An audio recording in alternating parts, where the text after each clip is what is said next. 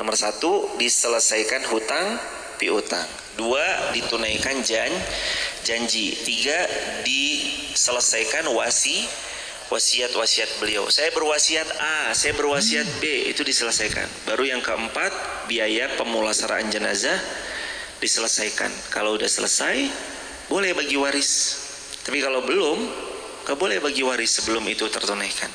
Gitu hadirin. Ya ayyuhalladzina amanu aufu bil uqud. Wahai orang-orang yang beriman, aufu bil uqud. Ciri keimananmu itu ditandai dengan aufu bil uqud. Kamu menepati akad-akad yang disepakati bersama. 70-30, ya udah itu yang disepakati 70-30. Masuk jam 8, pulang jam 5, ya udah jam 8 pulang jam 5, lebih boleh, kurang jangan. Kita ada akad-akad nih. Akadnya kita adalah kita janjian jam 16 WIB. Ya udah jam 16 WIB nanti kita ketemu on time. Jam 8. Biasakan, karena ciri-ciri karakter kuatnya orang beriman itu, ya ayyuhalladzina amanu, wahai orang beriman. Ciri keimananmu itu tampak jika mana aufu bil uqud, kamu selalu menepati akad yang sudah disepakati bersama. Hadirin, berakad itu sama dengan berjanji di hadapan Allah. Menjadi pemimpin itu nggak mudah, karena pemimpin kapan waktu beliau sudah mengakadkan dengan janji-janji yang selama kampanye beliau janjikan, harusnya ditunaikan. Jangan diingkari. Wa aufu bi ahdillahi idza ahadtum, dan tepatilah perjanjian dengan Allah apabila kamu berjanji. Kalau kita berjanji, sebenarnya kita nggak sedang berjanji kepada pihak itu saja, tapi kita manakala berjanji sebenarnya juga sedang berjanji di hadapan siapa? Di hadapan Allah. Yang menjadi saksi atas janji kita bukan hanya Dia, tapi juga Dia dan Allah. Oke, mungkin dia bisa kita skip. Jangan deh, saya nggak mau jalanin janji saya yang kemarin-kemarin. Tapi kan kalau sama Allah kita nggak bisa, tetap aja harus menunaikan janji-janji. Arba'un man kunna fihi kana munafiqan haqqan. Ada 4 karakter, kalau 4 ini karakter ini ada dalam diri seseorang, munafiqan haqqan, maka dia disebut munafik tulen. Yang pertama, idza haddatsa kadzab. Kalau dia berbicara dia berdusta, banyak bohong. Wa idza tumina khan. Kalau dikasih amanah dia berkhianat. Wa idza ahada ghadar. Apabila dia berjanji maka dia melanggar janji-janjinya. Wa idza khasama fajar. Kalau dia bertengkar maka dia berbuat keji. Kalau dia berantem dia curang, kalau dia berantem dia berbuat keji. Membalas dengan bukan balasan setimpal, tapi kadang lebih parah. Na'udzubillahi min dzalik. Likulli ghadirin liwa'un yaumal qiyamah indastih. Yuqal hadhihi ghudratu fulan ala wala ghadira a'zam ghadran min amiri 'ammah. Setiap orang yang melanggar perjanjian akan memiliki tanda akan memiliki tanda berupa bendera pada hari kiamat di, mohon maaf, bagian dirinya. Dikatakan di sana nanti, ini adalah pengkhianat si fulan, ini adalah pengkhianat si fulan. Sebelahnya dibalik hadirin, halaman 116. Ketahuilah, tidak ada pelanggar perjanjian yang lebih besar pelanggarannya daripada melanggar janji terhadap pemimpin umum, pemimpin kaum muslimin. Kalau bisa lurus lempeng aja gitu jemaah.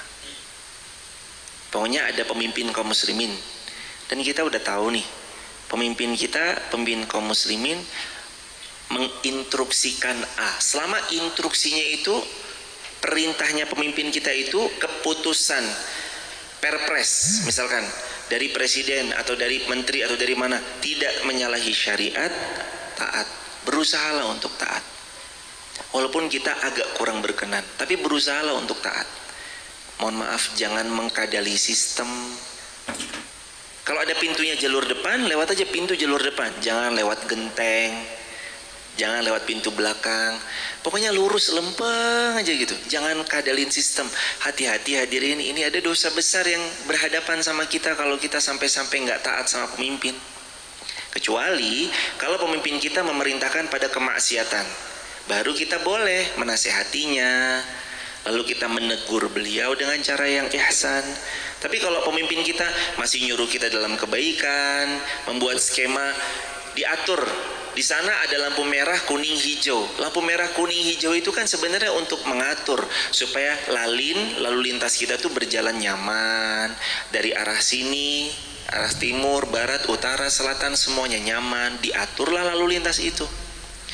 Jangan kadal-kadali sistem mentang-mentang nggak ada nih kayaknya, bablas, atau disemprit, prit gitu. Kenapa kamu kok lampu merah langsung bablas? Mohon maaf pak, saya nggak ngelihat. Nggak ngelihat apa? Nggak ngelihat lampu merah. Saya nggak ngelihat bapak. Ada sih lampu merahnya, tapi saya nggak ngelihat bapak itu ada. Nah, jangan hadirin. Udah taat aja jamaah. Ada kebaikan, insya Allah. Merah suruh berhenti, berhenti. Ada kebaikan kok, insya Allah.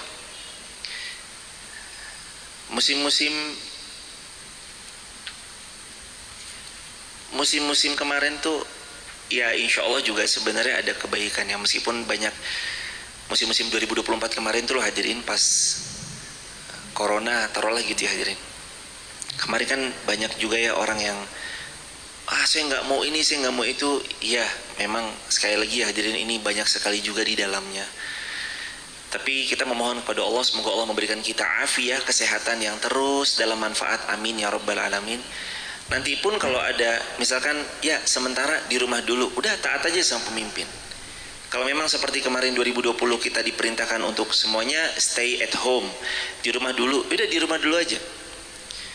Semakin cepat selesai, penyembuhannya pun juga cepat, akhirnya kan enak lagi. Kemarin kita kesini maskeran, jaraknya 1 meter, sekarang udah bisa agak leluasa. Alhamdulillah, semuanya sehat, seger, waras. Allah yang memberikan taufik, taat sama pemimpin. Nah terus hadirin jamaah yang dirahmati Allah, selama pemimpin tidak memerintahkan pada maksiat, taati. Tapi kalau nanti pemimpin kita sudah mulai agak melenceng, nasihati dengan cara yang baik. Begitu hadirin. Qala ta'ala, Allah berfirman, salasatun ana khasmuhum yaumal qiyamah.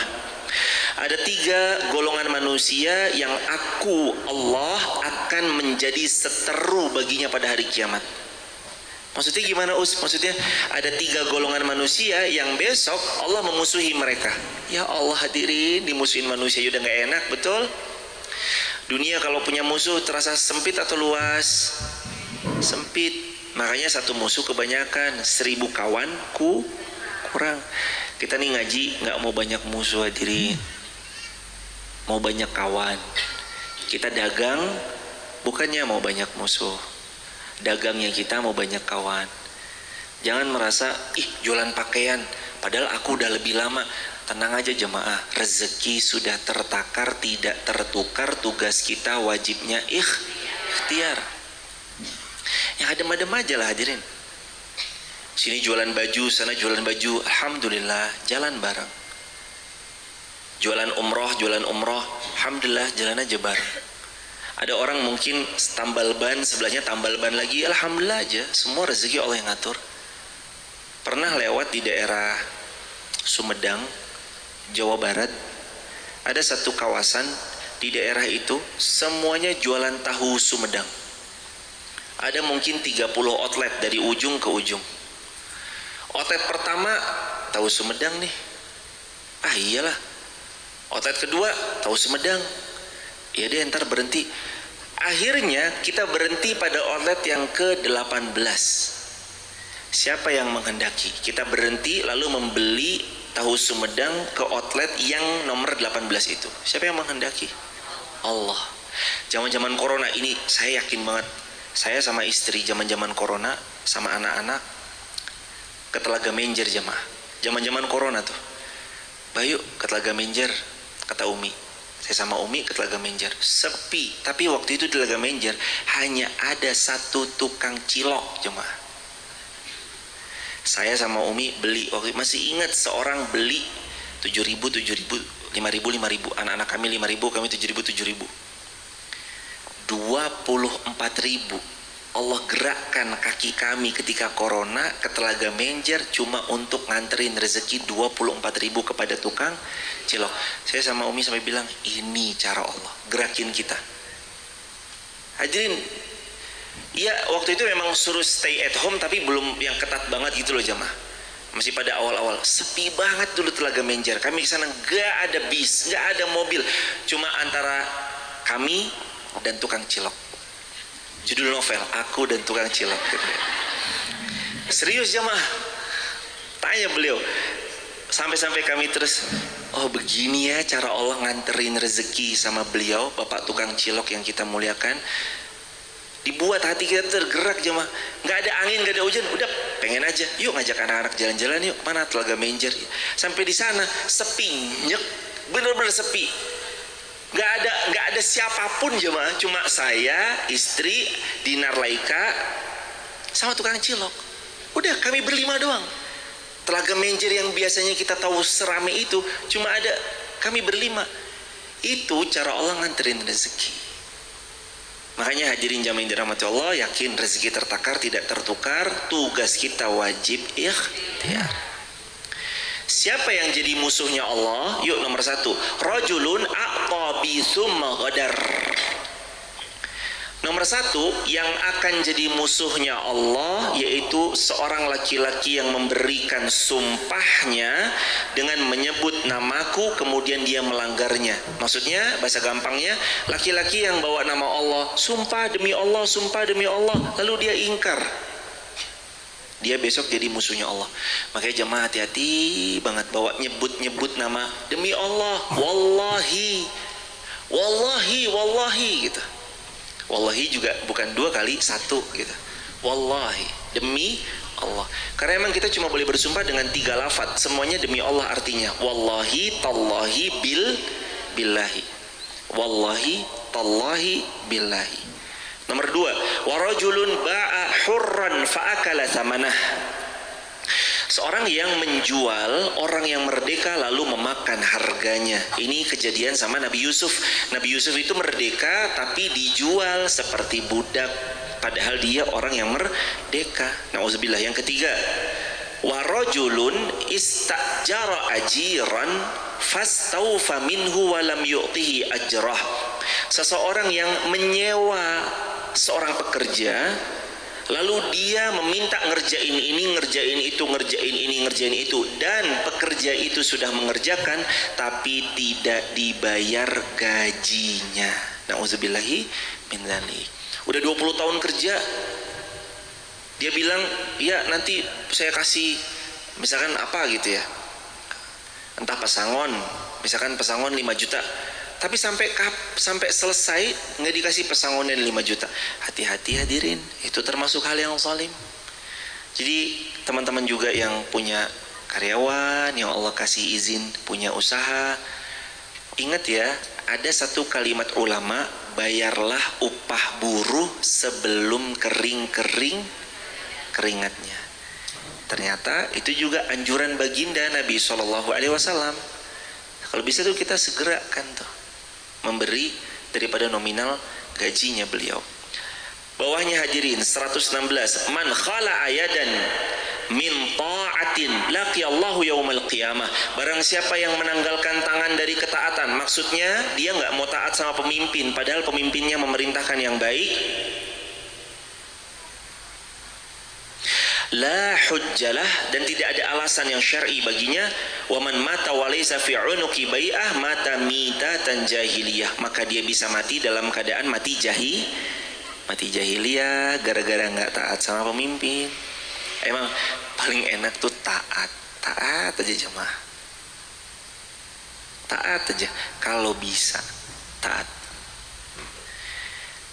Man ahabba Berikutnya hadirin, langsung artinya ya jamaah. Halaman 117 paragraf paling atas.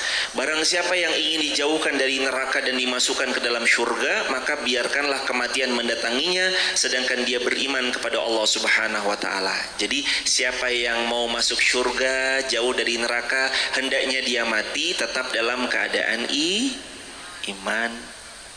Mati itu masih yakin sama Allah. Ingat enggak Rasulullah bilang apa? Kata Nabi SAW, la yamut ahadukum, la yamutunna ahadukum wa huwa yuhsinu billahi dhann. Janganlah kalian mati kecuali kalian berbaik sangka kepada Allah. Pertanyaan saya, kalau jamaah meninggal masuk surga atau neraka? Coba jawab yang tegas. Kira-kira kalau kita meninggal kita masuk surga atau neraka? Loh, jawab surga aja ragu-ragu. Surga nggak ya? Surga nggak ya? Apa yo kepedean Ustadz? Hadirin, dengarkan hadis Nabi Muslim yang tadi. Hadis sahih riwayat Imam Muslim. La yamutunna ahadukum wa huwa yuhsinu billahi dhann. Jangan kalian mati kecuali kalian berbaik sangka kepada Allah. Itu bukan kepedean. Walah pedemen. Bukan gitu, bukan. Tapi kita meninggal masuk surga atau neraka? Surganya Allah. Itu bukan kepedean, tapi berbaik sangka kepada Allah. Kan Nabi yang nyuruh. Jangan kalian mati kecuali kalian baik sangka sama Allah. Jemaah jangan kalah sama orang-orang yang non. Orang-orang yang non aja kalau wafat, beliau sudah tenang bersama Bapak di surga, ya kan? Atau mungkin ada yang mu'alaf dulu ketika teman-teman masih belum memeluk agama Islam, belum kembali kepada agama Islam, kan kayak gitu kan? Beliau aja pede loh, yakin sudah tenang di surga. Kenapa yang muslim gak yakin?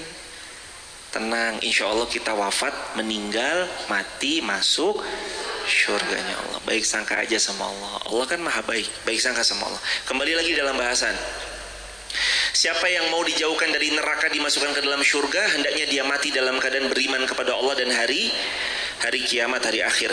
Hendaklah dia mendatangi orang yang suka untuk didatangi. Artinya menyambung silaturahim.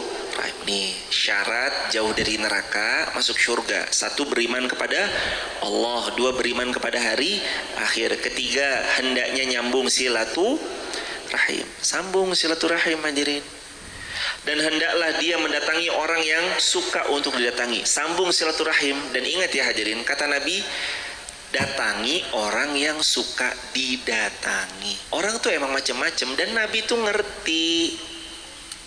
Jadi kalau hari ini kita bilang aku mah introvert orangnya, itu bukan zaman now aja. Zaman dulu juga Nabi udah tahu ada orang yang ekstrovert, orang yang introvert. Orang yang ekstrovert suka gaul, ketemu temen, silaturahim. Yang introvert di rumah aja.